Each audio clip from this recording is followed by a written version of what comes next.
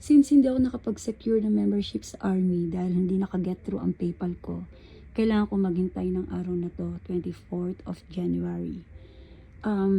Nag-login ako na maaga, like 1 p.m. Dahil ang sala de espera o yung waiting room, mag-open siya ng 1:30. So, 30 minutes before, okay, nakalagin na ako, naghihintay na lang ako. And then, dumating ang 1:30, okay, nag-wait pa rin ako.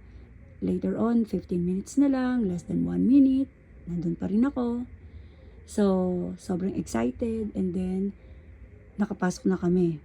Ang number ko ay 36,000 something. Since dalawang kinuha ko, at yung isa naman ay 54,000. So, inilat ko na ang tab na yun, and nag-stick na lang ako dun sa 36,000. Every 15 minutes, bumababa siya. Like, I started at 36, after a while, nag-30K, after 15 minutes, nag-20K, after another 15 minutes, nag-100 plus, tapos, yan na. Ako na. And then, boom! Wala na. Agotado. Sold out. Hindi ako nakabili ng ticket. Ang sad. Sobra.